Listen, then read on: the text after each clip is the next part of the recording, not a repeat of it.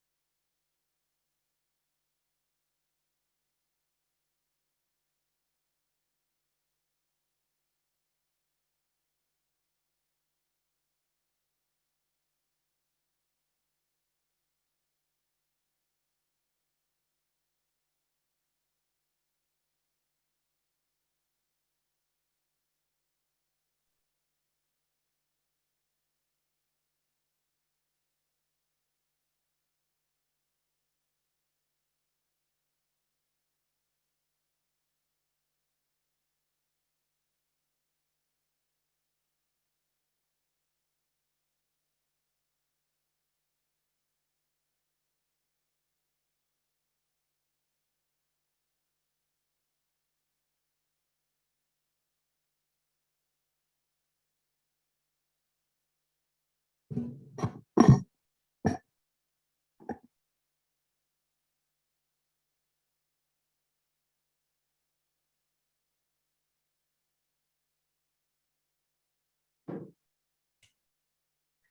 right, good evening. Thank you all for being here tonight.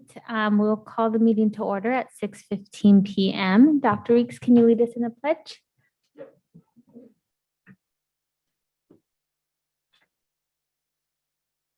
Pledge allegiance to the flag of the United States of America, to the republic for which it stands, one nation, indivisible,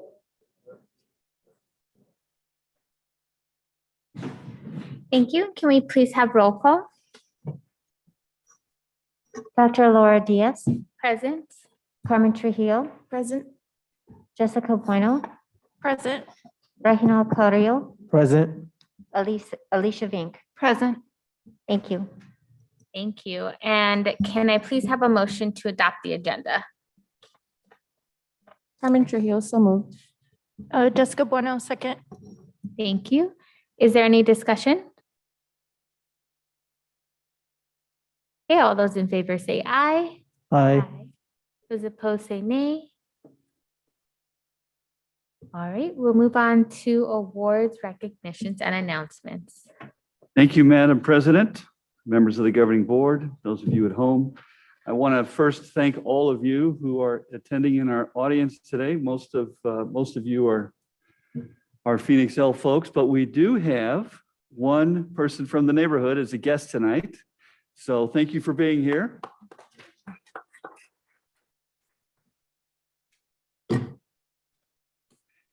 And we'll begin with our special thanks and recognition award winners. We call them Star Awards. And as per our tradition, Dr. Vic Diaz will lead us in recognizing our stars.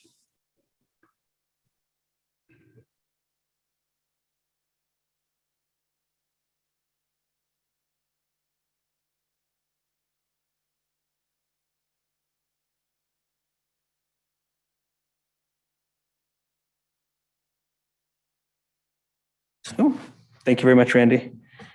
I'm sorry, our Star Award winners come from two schools, Capital and Edison, and we'll get started with Capital. Our first Star Award winner is our office manager at Capital, Ms. Angelica Camacho. Angelica works consistently to stay on top of newly enrolled and re-enrolled students and contacts the appropriate teachers to ensure that students have access to Google Classrooms as they enroll or re-enroll in classes. Angelica also contacts parents as needed to make sure that students are attending classes. She troubleshoots and fixes computer problems, and she facilitates contact between teachers and families as needed to ensure student success. When the staff was asked to describe her in 3 words, the words they used were dependable, cheerful, and dedicated. So many congratulations to Miss Angelica Camacho from Capital Elementary School.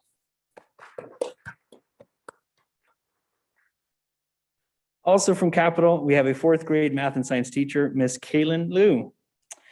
Miss Liu really cares about her students, and she finds unique and inventive ways to teach them. She's a great coworker who's always willing to help whenever she's needed. When the staff was asked to describe her, some of the words they used were compassionate, creative, and an achiever. And so many congratulations to Miss Liu, 4th grade math science teacher at Capital Elementary School.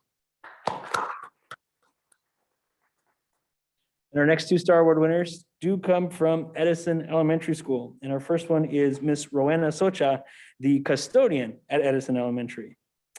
Rowena has been a strong team player, and she works diligently to keep herself and others safe, especially now during the pandemic. Ms. Socha has learned and applied the new protocols, and she changes her schedules as needed. And she's made sure that the Edison campus is consistently and efficiently disinfected and cleaned so that all staff and students in the learning labs have a safe and secure learning environment. She approaches all tasks professionally, positively, and with great energy. And some of the words the staff at Edison used to describe her were reliable, self-starter, and meticulous. So many congratulations to Rowena Socha, our custodian at Edison Elementary School. Last but certainly not least, 7th, 8th grade writing teacher at Edison Elementary, Miss Stacy Grady. Miss Grady has done an exceptional job engaging students and pushing them to achieve their academic goals. She's created positive relationships with her students and staff, and she goes beyond her duties as a teacher to assist others on campus with technology.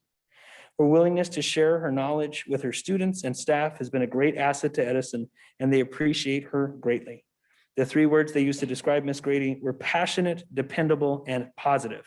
Many congratulations to Miss Stacy Grady, our 7th and 8th grade writing teacher at Edison Elementary School. And as always, whenever we thank our Star Award winners, we also wish to thank their families.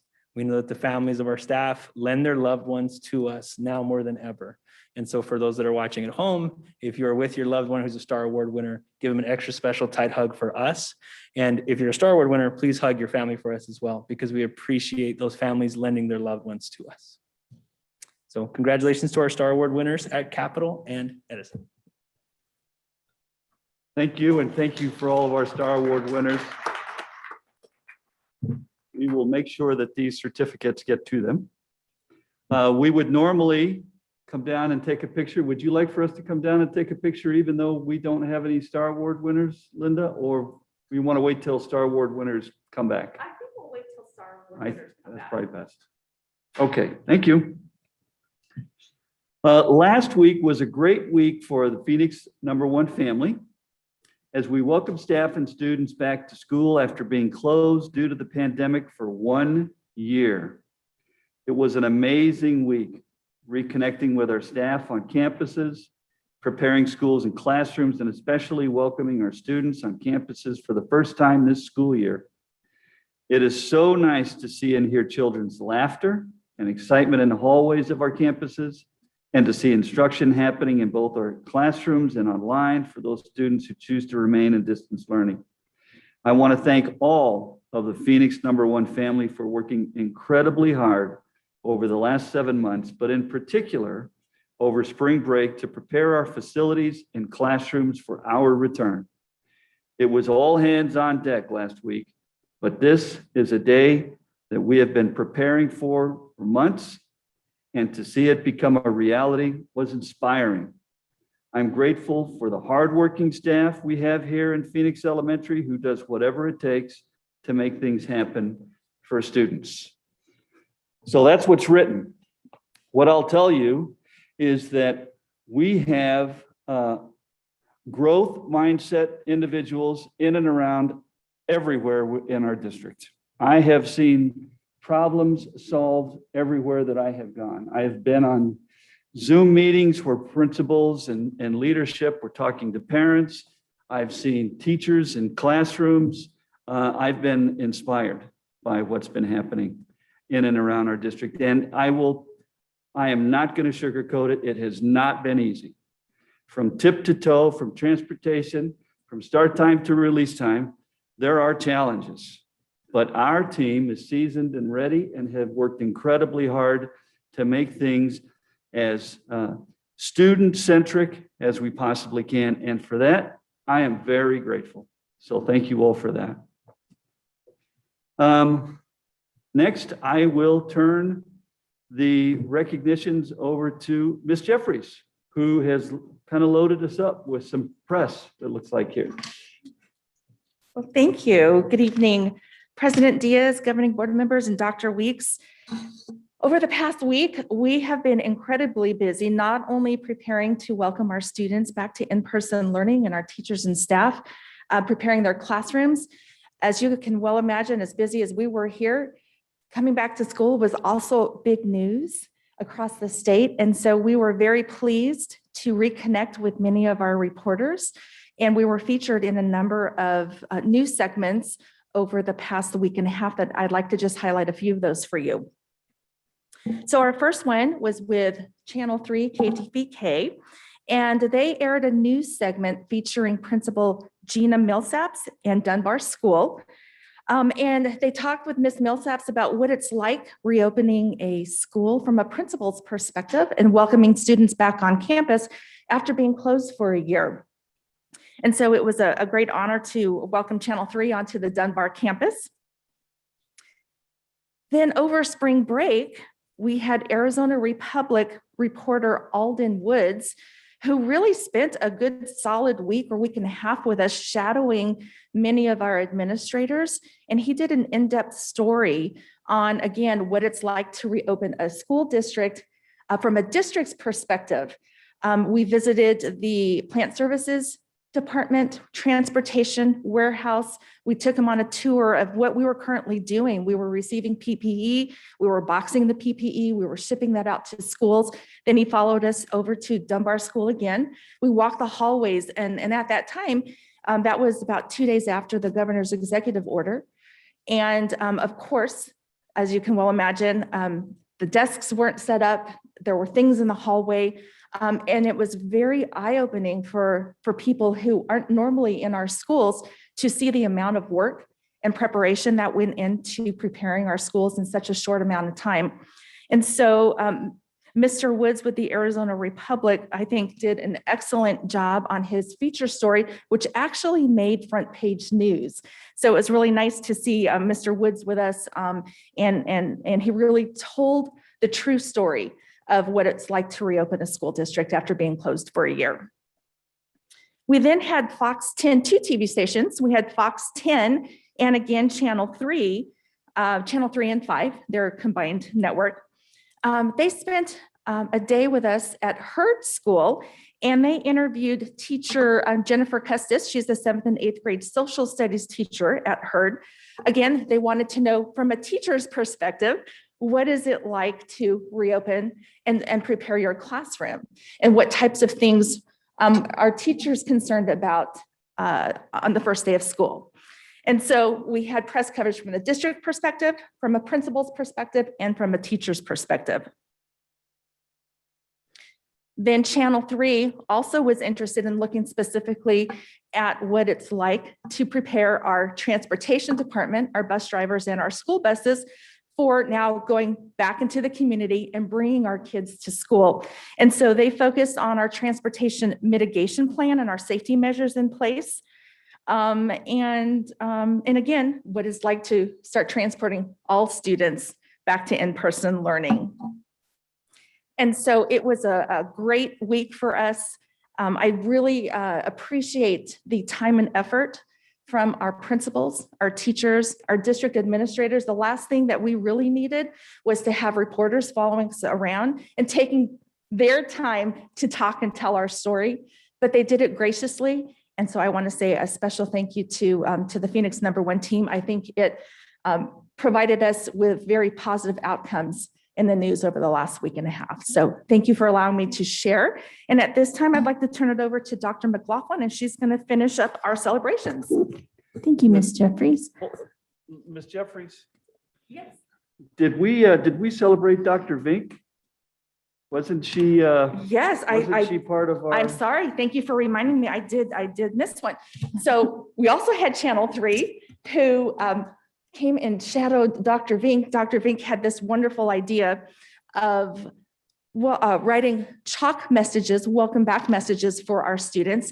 She traveled to every school in the district, 14 sites.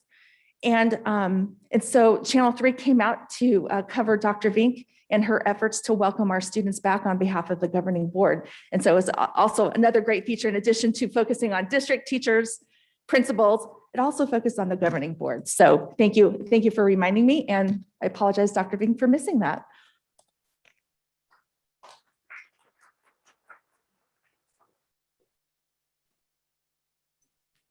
Thank you, Ms. Jeffries. President Diaz, governing board members, cabinet and community members. It is a privilege to celebrate Yolanda Willington. Not only does she have a beautiful smile and a very positive attitude, she's one of our very few national board certified teachers. She serves on our equity team. And Yolanda is very passionate about teacher leadership.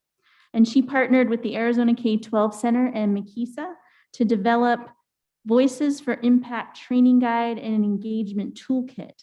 And the purpose of this toolkit is to empower teachers to be a part of decision-making, to be able to tell their stories, share insights, and contribute to the change that they want to see. And this engagement toolkit is available on the K-12 Center's website. So congratulations to Ms. Willington. And Ms. Willington, thank you for putting teacher leadership on the forefront of everybody's minds. Much appreciated. Faith North Preschool held a drive-through registration event on March 17th to enroll 3 and 4-year-olds in the preschool program. To date, they have 9 new preschoolers enrolled for next year. They currently have 16 applications under review for preschool spots this school year. Our preschool kiddos that attend Faith North are screened to determine what their needs are, and they're placed according to need in our classrooms at Faith North. Shaw Montessori held 2 prospective parent meetings on March 18th, recruiting 3-year-olds for the Montessori program. 36 parents attended the meetings, and this was mainly a result of word of mouth advertising, and 4 attendees were a direct result of the marketing postcard mailed to district residents. Currently, there are actually 68 at this time waitlist applications for Shaw's preschool program for next school year.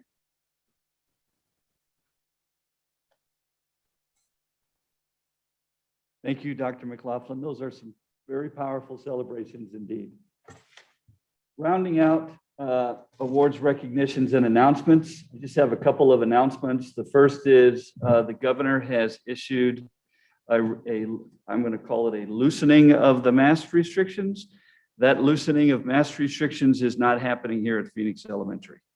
We are following the original mask restrictions. All students and staff will be wearing masks, just so that there's clarity around that. And the other is an update on cameras. And so I'm going to turn it over to Troy, who can give us the latest and greatest information on cameras. Hello, President Diaz, members of the board, cabinet, Dr. Weeks. So from last Thursday, I think is Thursday evenings, last time we spoke, the camera vendor overnighted us a 3rd option for cameras now. Remember I spoke to you how the tracking on the newer cameras use facial recognition. It wasn't tracking with the masks. So they sent us one. There was a simpler camera that just uses motion detection. We spent several hours with the vendor on Monday, set up in one of our rooms here with 3 of us, and just did not think it was going to work. It was just using motion, the slightest, the window, a shadow over here in the camera. And then the teacher has to actually go over there, get his attention again, and then move back to where they were before. So we told the vendor, we don't think that's going to work for us. So we have a meeting with them Monday morning. They have I think I mentioned they have a brand new model that just hasn't shipped yet. It's called the DL30. The DL stands for distance learning. It's made for schools. It's almost exactly like our original demo unit, which we really liked.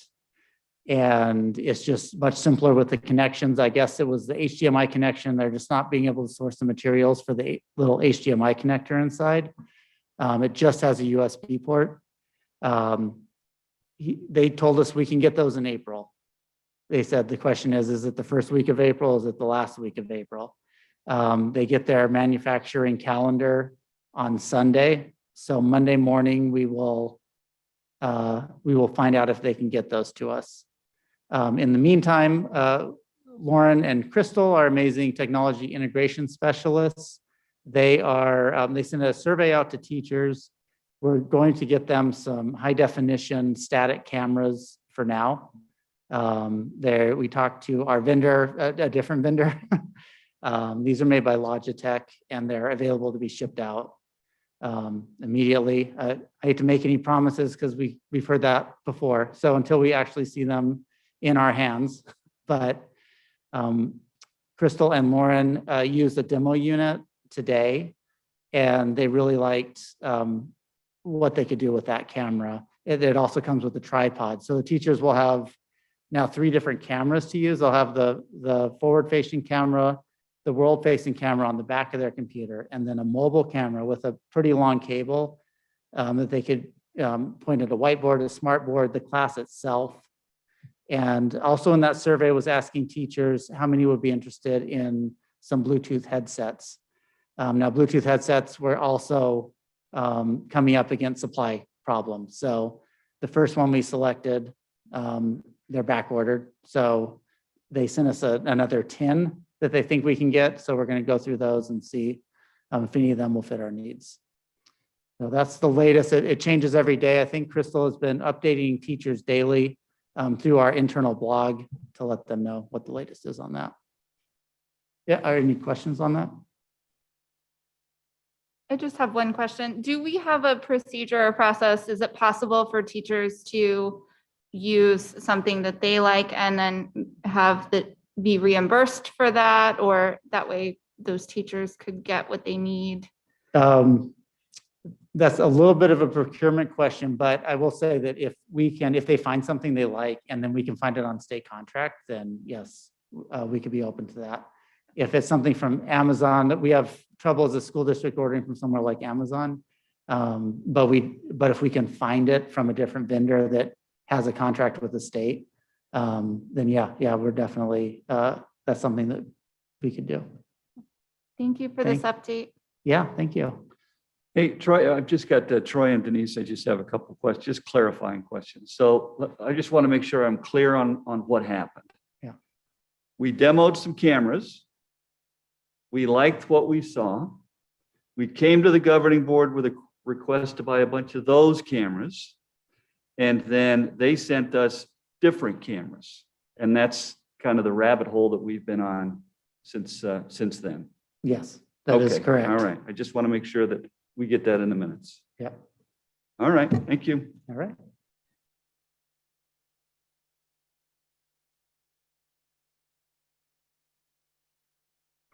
Madam Chair, that concludes that portion of my report. The next is the dashboard update. And of course, we talked the last time that the state's completely changed the coloring system and all of that. So we can take a look at this one. This is March 25th. And it looks like we are at 53.79 cases per 100,000. And our percent positivity rate is less than 5%. So we're going to continue to track this. If you want to go to the percent positivity spreadsheet, Troy, you can see where we've delineated some of this stuff. And what I wanted to draw the board's attention to may not be on this sheet, but what we're finding, what Mark's finding, is that sometimes the data is the same from down to the 100,000th from one period to the next. To me, that's suspicious when it's the exact same number over 2 periods. So I don't see it here on the percent positivity, but when you pull up the case rate, Troy, you'll see where Mark's indicated a couple of zip codes where it's exactly the same. So I want to thank Mark for catching that and bringing that to our attention. It's something that we are going to continue to question and continue to monitor. We have to have trust and reliability in these numbers. And when something like this happens, it begins to question our ability to trust the data. So we're going to keep at it, and we're going to keep presenting it to the governing board, and we're going to keep posting the numbers to the website for full transparency. If and when, or should we get to a place where we need to make some decisions, I don't want anybody to be surprised. Let's just keep posting the data. Okay, and that would be the end of my report for COVID numbers for this evening. Thank you, Dr. Weeks. Are there any questions before we move on? All right, and we don't have any community communications, correct? We do not this evening. All right. May I have a motion to approve the consent agenda? So moved. Do I have a second? Raji Kariyo, second. Are there any questions?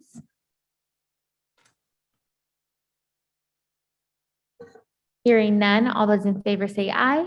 Aye. Those opposed say nay.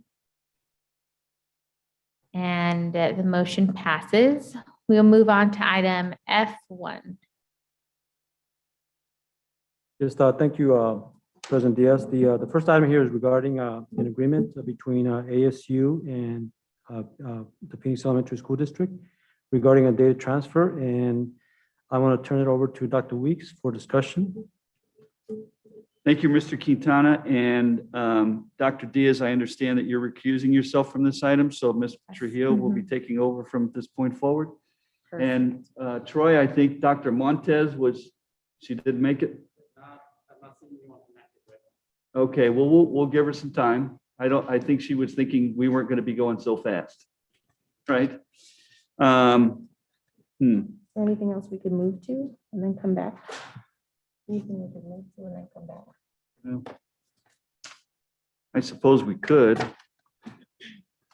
We could introduce the item. I know at least one board member had some questions. I don't know if Dr. Montez's written response answers all of the questions. And Dr. Weeks, while I am recusing myself from a vote, I'm happy to share some of the context for how this came about, if that's appropriate. Factual context would be fine. Mhm. Yeah, so I can't remember when, but this was before the new board came on. The former board, we had a decision on whether or not to approve a contract with ADE to place SROs in our schools. We decided not to move forward with that. So we voted that down.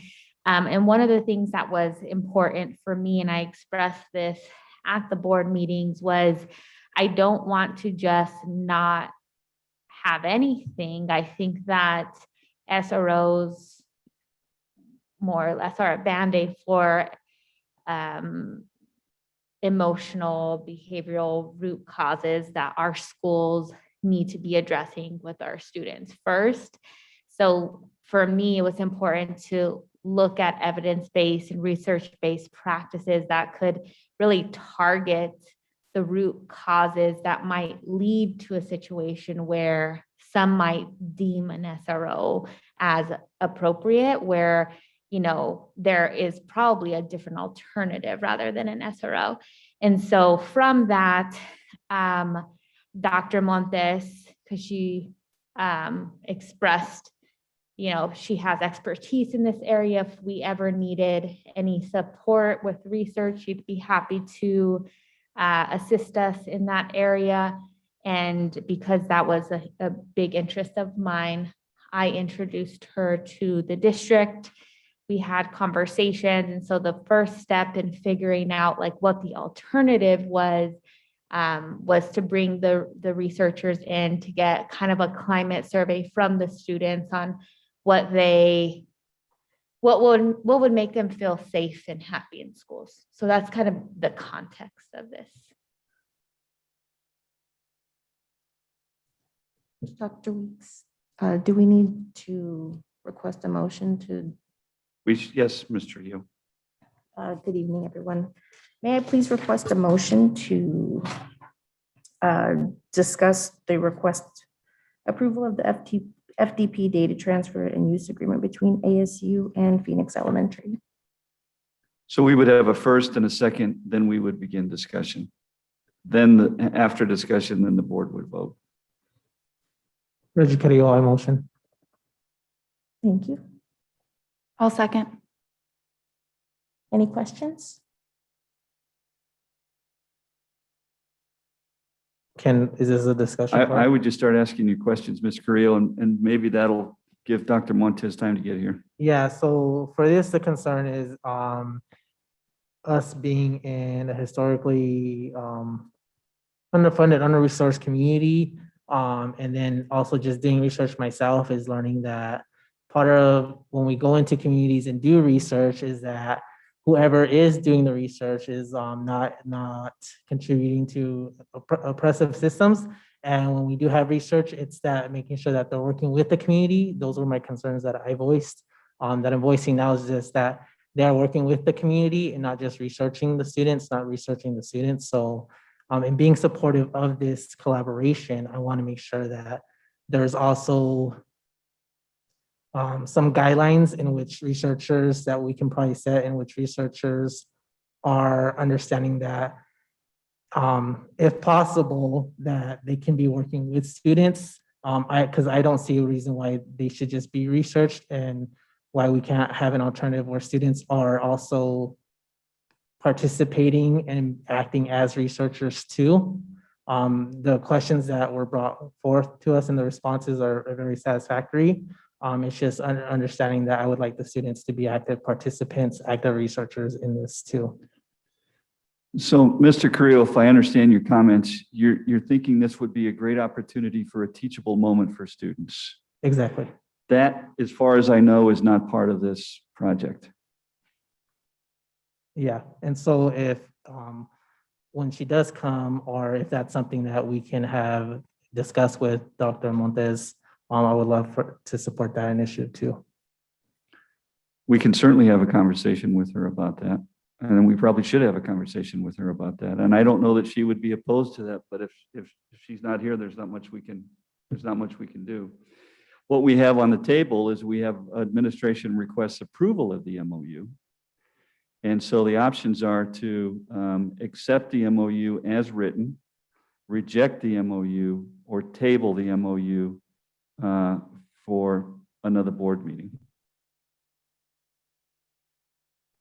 I just want to make sure that I'm clear. The data that is being used is data that has already been collected.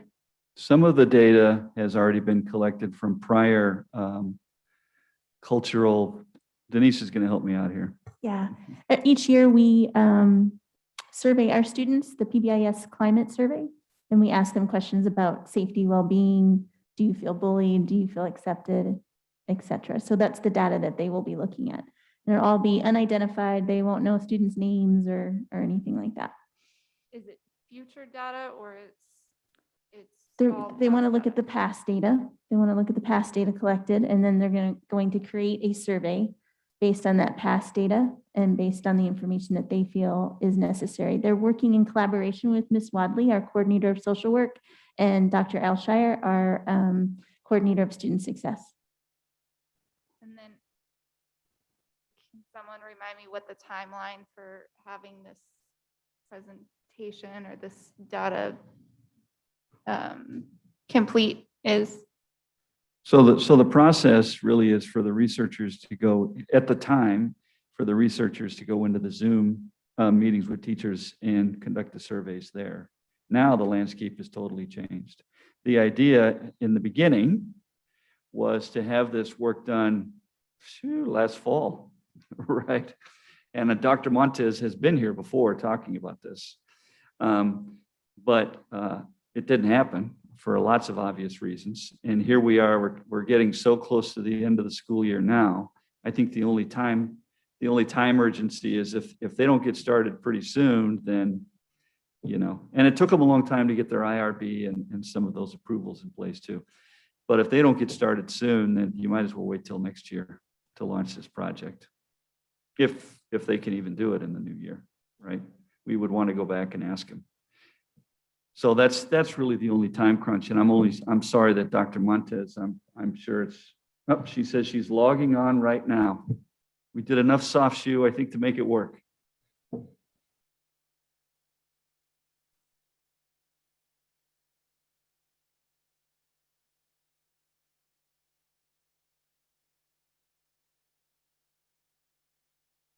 Is she going to pop up here pretty soon, Troy?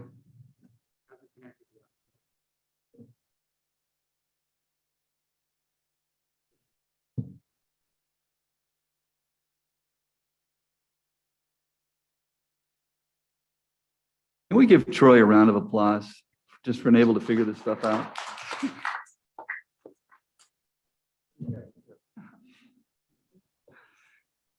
Good evening, Dr. Montes. Can you hear us? Hi, how are you all? I apologize for the delay. It's trying to balance my daughter's evening schedule. Well, we appreciate you being here. I think we have just a few questions, Okay. and I will turn it over to governing board members. Hey, Dr. Montes, this is Reginald Carrillo. How are you doing? Hello. Hello, thank you for showing up. So I just have one question, just looking at the agreement, and what I had brought forward in terms of communication is, again, understanding who your background. So if you could describe that to us too, that would be awesome. Sure. And then also, and then I'll have a follow-up question after that. Okay, sure. Andrea Montes, I'm an assistant professor in the School of Criminology and Criminal Justice at ASU. I got my bachelor's at ASU before I left for graduate school in Florida, and returned for this assistant professor position a few years ago. And I grew up in New Mexico. While I was in graduate school, I began to develop an expertise in school safety. I worked as a project manager on a $1 million federally funded project in a school district in Florida where we worked with school officers, school probation officers, social workers, caseworkers to identify an approach to evaluate a school delinquency prevention approach that aimed to reduce students' likelihood of becoming involved in the juvenile justice system. And then since that time, I have worked on evaluating school police officers and their role in school environments and how they can be used to improve school safety without relying on arresting youth, as well as how schools generally can improve safety without relying on law enforcement or court involvement. I do also have part of my research also focuses on corrections. I won't speak about that here unless you would like me to, but it's not as directly relevant to this project. So that's the sort of a quick overview of my research expertise in this area. Thank you. And do you have any background with restorative justice measures and the school to prison pipeline? I've not worked specifically with restorative justice programs. However, my research on school safety, all of what underlies it is a goal to break the school to prison pipeline. And with that, I only have been involved in projects that I believe the knowledge created through that, either for the agencies or districts or organizations I'm working with, or the broader knowledge that can be built, can assist youth who are at risk or who have had law enforcement or court contact in a way that does not rely on further either involvement at all if they've been at risk and haven't had that involvement, or does not rely on further involvement with the justice system. That's awesome. Thank you for that response. And then my last follow-up question is more just the context in which I'm asking this question is I am supportive of this agreement. I would go forward with this agreement. But knowing that we have a scientist or a researcher such as yourself that is willing to work alongside our teachers and our students, I would rather our students and community not just be researched, but also act in the role as researchers. Not just being studied, but doing the studying as well, that they can contribute to the research that you're doing, to these publications that will eventually be put out through academia. And so I do have strong feelings about researchers going into our schools and communities and not partnering with them and teaching them the skills so that they have those resources for self-determination, so that they can eventually in the long term be able to research the issues endemic in their own communities. And so my question to you is in this agreement, do you have the capacity to be able to implement that kind of work in collaboration with our teachers and our students? I'll answer what as I understand the question, and if I don't answer it, please let me know so I can revisit my response. When I take on projects with community organizations, I view those community partners as experts in their environment, in their community, and their organization. So with the school district, I view the members of the school community as experts in what's happening in the school and some of the approaches on how it can be resolved. So in by resolved, I'm pointing to specifically the scope of this agreement in terms of improving safety and well-being. So my approach is always to include members of the school community, and I usually have a point of contact or a few points of contact within the schools, and I lean on them to identify who the best people are for me to work with. And I use those experts in their community to help me understand the best ways to, in this case, survey the population. So for example, I wouldn't just build a survey and say, here, can you administer this, or I'm going to administer this. What I would do instead is create a draft survey that then I use to facilitate discussion with members of the school district and receive their expertise so they can say, this question actually doesn't apply to our community for these reasons, or these response options do not make sense because of this reason, or you asked about this particular type of program, but we don't even have that program, those sorts of things. They can provide that knowledge that then is reflected in the survey. I ask, in addition to that type of involvement in my research, I also ask, I commonly will ask in these sorts of meetings, if you could wave a wand, what sort of information would you want at your fingertips? And people describe, well, it'd be really great to know A, B, and C. And so I use that sort of feedback to inform the survey or the research that would be conducted. I provide draft reports and say, this is the sort of information and knowledge that I've pulled from, again, in this case, a survey. Is there additional types of analyses or different types of questions that you have that we can do analyses on or use the data for to provide you the information that's helpful? So I try to involve the community members in that way. I'll stop there and make sure I'm answering your question correctly or giving you the information that you're seeking. Yeah, so that's the traditional research we're seeing. And for example, right, I'll give you an example. As a teacher educator in the classroom right now, teaching 6th, 7th, and 8th grade, I'm currently doing a research project with my 8th graders focused on environmental justice and environmental racism, focused on urban dead space and green spaces in South Phoenix, focusing on the Rio Salado. And so my students are not just influence surveys, but they're actually creating the surveys. They're actually going out and utilizing photo voice data research, taking those pictures, creating that data, collecting that data, interpreting that data, and then and then the next phase of that would be a design phase where they're actually designing the communities based on all that data they collected. So in terms of what you described, I am looking for something more student-led, student involved, even if that means that, I understand you have the IRB clearance, even if that means students can sign the assessment forms or consent forms to be part of that research, if that's something that you have. That's the kind of, I'm asking if you have that kind of capacity to include our students in the creation of those surveys and that work along the way. So I'm hearing two things. So the second one that you described,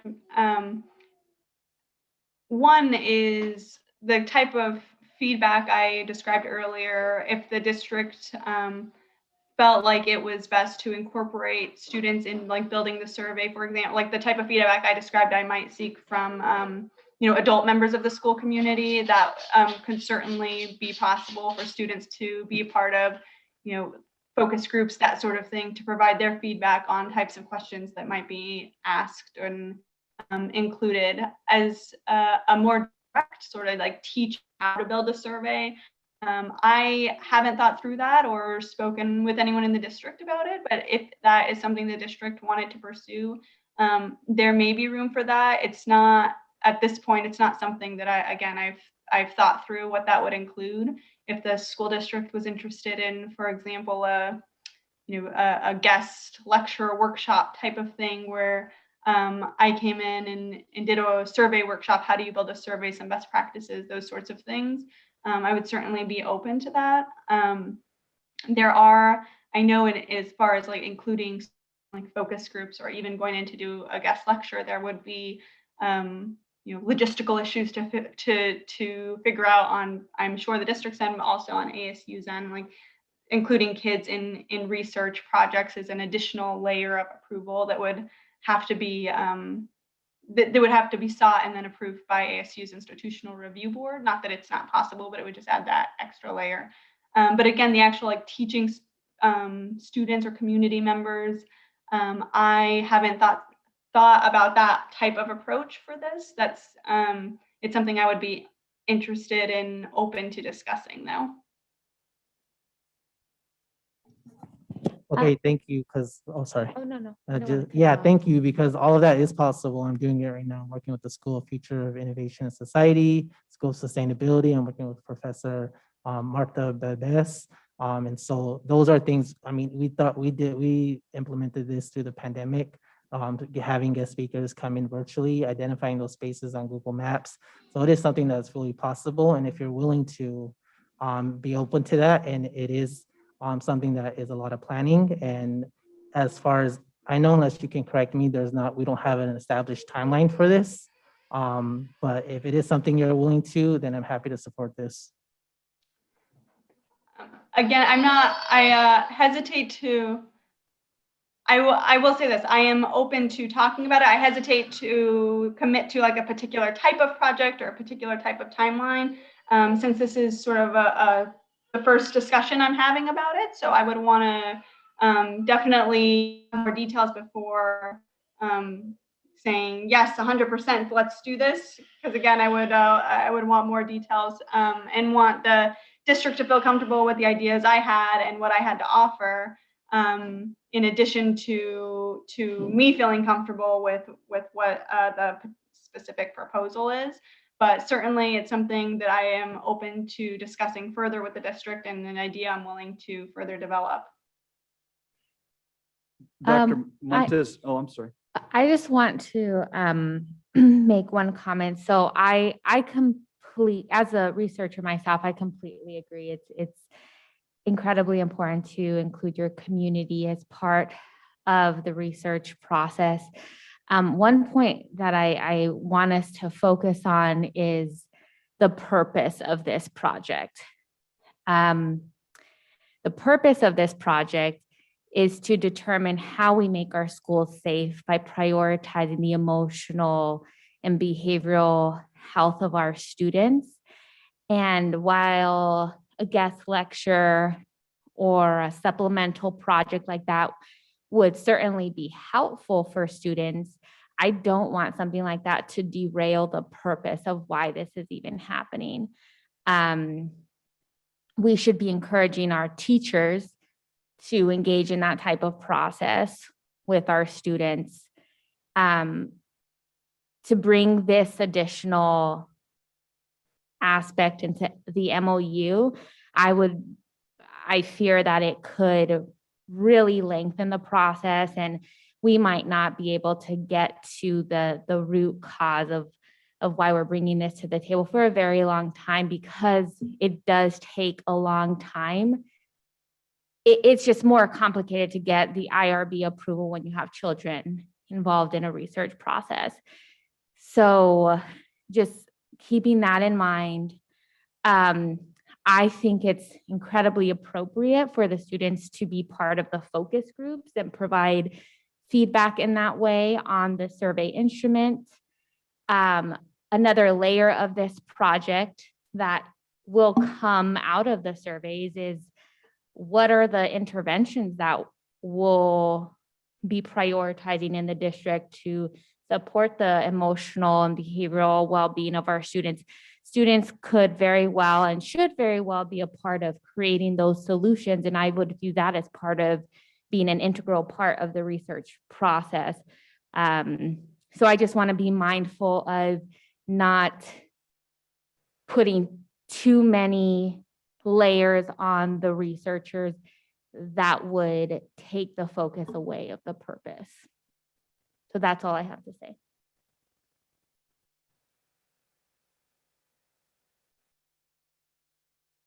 Dr. Montes, if we change the scope of the work to include what I'm going to call a teachable moment component, what does that do to tonight's MOU? It would depend on what that teachable moment entailed. So if it was just a guest lecture, that's a lot different than, it sounds like the project that you're undertaking with the students is quite the undertaking, quite impactful, I'm sure, and important, certainly for the population, but that's a lot different process. Something like that would likely need to be reflected at the very least in an IRB. I'm not sure about the MOU. I would have to talk to ASU's legal department about that. So a project like that we would have to further develop it before I would have an answer to that question. But it could delay ASU's legal department may want to revisit the MOU. I'm not sure. And Dr. Montez, can you remind me the grade levels again? The grade levels, I'm sorry, Of the students being surveyed? we would need to, we're still deciding that, but what the preliminary discussions had starting at 4th grade and then all the way up. 4th through 8th grade Yes, 4th through 8th grade. preliminarily? Okay. So that's a lot of kids, Yes. a lot of students. Okay. It would be what we've proposed at this point, the discussions has been a revamping of the climate survey that the district already administers. And ideally, it would create something that the district was interested in continuing as their climate survey. So sort of long after I'm gone, if you will, or long after this point in time that the district it continues to receive information and data that is helpful to them. And that reminds me of work that we did with ASU years ago, Dr. McLaughlin. Or was that a different survey? The climate survey?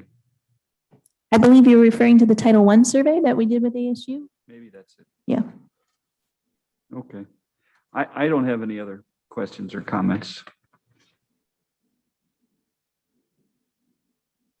Thank you, Dr. Montes, for your responses.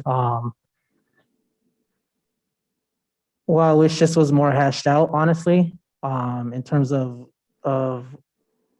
being way more student-centered, student-involved, seeing students as experts, and what that means is using those bottom-up strategies, centering students, having them actually contribute to this wholly, not just being a small factor of this. I do support it, and in terms of my stance going forward, the issues that were being raised, I understand that for me, supporting this is something that I understand that it was already implemented, initiated by the previous board. And so going forward, I do want something that is more student-centered, student-involved, and again, the IRB, the assent forms, the consent forms, those are totally doable, possible, because I'm doing it now for the second year during a pandemic. But Dr. Diaz has raised good points, and so thank you, Dr. Montes, for responding to these questions. Yes, of course. And didn't mean to suggest or imply that those processes aren't doable, just that they do add additional layers. And as you well know, sometimes with working on those things, they can move quickly. Sometimes they move more slowly, and it kind of depends on the specific project. So my point there was just that it'd be hard to predict what that would look like without having more details to be able to draw from, or having had talked to an IRB about a specific project. Thank you.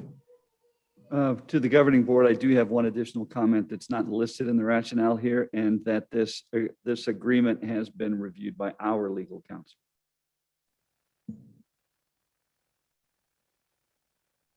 Okay. Does the administration still recommend the board approving this tonight with all this information? We can't unrecommend it. Once we recommend it, we have to recommend it. So it's really up to the board now to decide whether or not they would like to approve, reject, or table the item. So I think we have a first and a second. We've had our discussion, so I think we're ready to call for the vote. And so the question on the table is administration recommends approval of the item.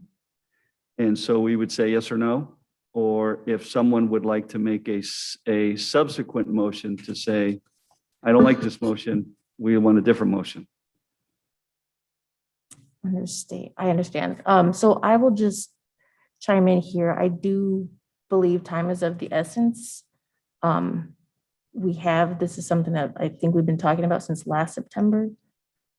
Maybe before that, I'm not sure, but it was fall. I do remember that. So I would like to see us get something in place going and then keep that ongoing conversation to grow from where we're at now to that vision that Board Member Carrillo is talking about. I agree. Can I move to a vote now? You just call for the vote. Madam Vice President. All those in favor? All those in favor, say aye. Aye. Aye. Aye. All opposed, say nay. Nay. Motion passes. And I believe we're moving on to F2, which will be going to executive session. How does that go? Thank you, Dr. Montez, for your time this evening. Thank you. All right, so we will adjourn to executive session at this time. I think we have to have a motion. Oh, yeah. Can I please have a motion to adjourn to executive session? So moved. Do I have a second? Carmen Trujillo, I'll second. All those in favor say aye. Aye. Aye. Those opposed say nay. All right, we will adjourn at 7:11. So we will be in a different building or a different room for executive session. Once we're done, we'll return to the governing board room.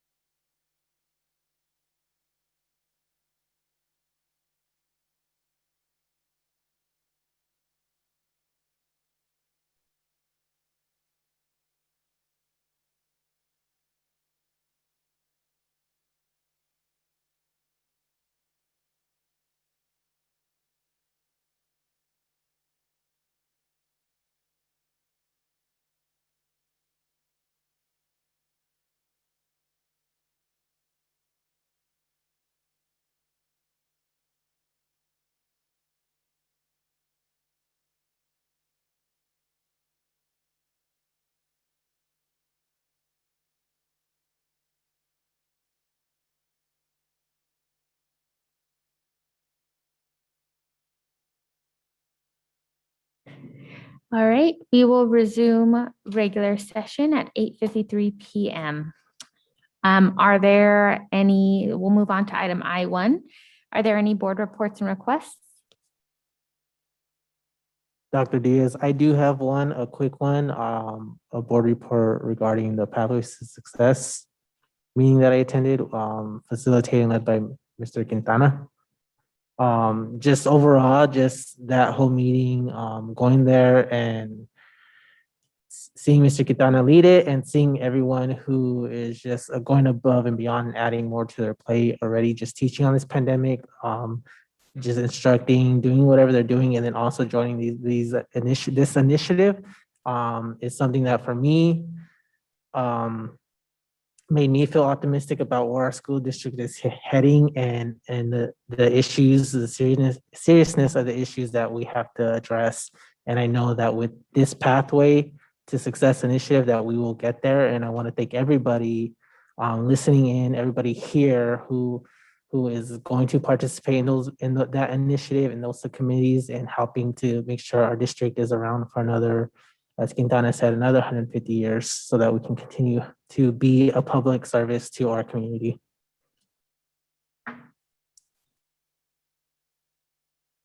Thank you, Mr. Carrillo. Are there any additional reports or requests?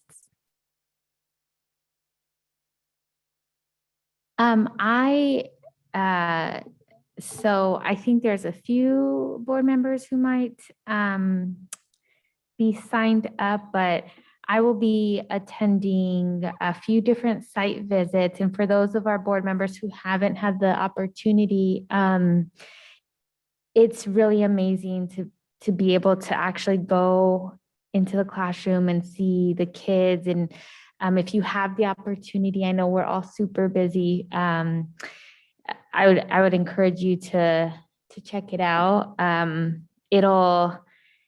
I don't know, for me at least, it's one of the best parts of being a board member is just getting to go into the classroom. And then I do have a board request for our pre-K study session. I don't remember when that is, but I want to really take a strategic look at our pre-K efforts in terms of, what, and I've said this before, but to reiterate, what is our current capacity? How have we met the capacity? And I know this is going to be a difficult one to assess, but how many students could we potentially be capturing? And what would it take for our district to have enough pre-K spots to serve those students? I don't know if that's going to be possible for us to get, but I'd like for us to start thinking about that. And then the second part of this strategic look at pre-K is we should be really partnering with Birth to 5 community organizations, especially considering the population that we serve. And there are so many free resources out there. So I'd like us to think strategically, what do we want to accomplish with our pre-K families as a district? Because they're ultimately a pipeline into our schools. And I think a lot of it is going to come down to how we're supporting the parents or guardians. And here's just one idea. I mean, I know this is going to need more discussion, but Southwest Human Development, they have a branch called Parents Partners Plus, and they have many different programs, free programs, where they provide a teacher or a nurse or a counselor of sorts to work with a family from 0 to 3, and in some instances 0 to 5, and advocate for them in different early childhood development ways, teach them different ways of positive parenting. These are the types of resources that we should be bringing into the district to support our students, because that in turn will support our academic achievement and our kindergarten readiness and our third grade reading and so on and so forth. I mean, Teddy can already count to 20 and knows his ABCs. All of our little 2-year-olds should deserve to be able to do something like that too. And there's resources out there. So I want to see how that's going to be incorporated into our district. And then the next request, it could be a board update or a future agenda item. I will leave that up to administration. But I want to take another look at our suspension policy. I want to know if there's an age limit that would basically, like, how young can our students be to be suspended? I think that we need policy to ensure that students, I'm just arbitrarily throwing something out there, under the age of 8 are not suspended. I don't know if that's the right age, but I just want to make sure that we really have something in place to safeguard that. And then okay, this is going to be an agenda item, so I'm done with my board reports and requests. Are there any additional? Okay, we'll move on to item I2. Are there any future agenda items? I have 2. I'd like a receive and discuss of district communication policies and procedures.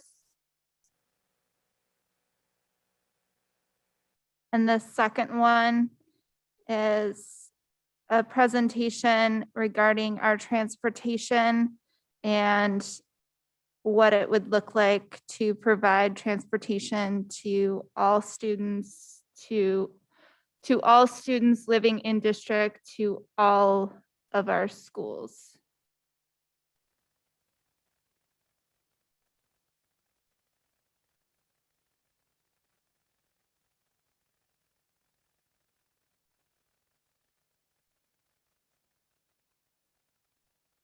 Thank you, Dr. Vink. Are there any additional agenda items?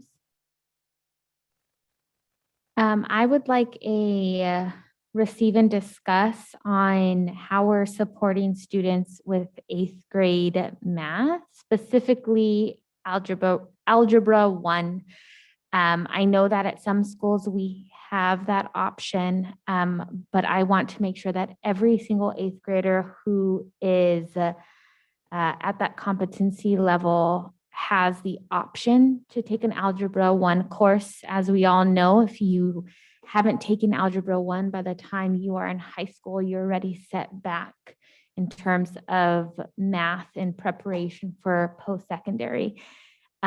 So if we don't have that option available, how can we use our ESSER funds or another revenue stream to ensure every single 8th grader has the option to take Algebra 1 if they are able to do so? That is all for me.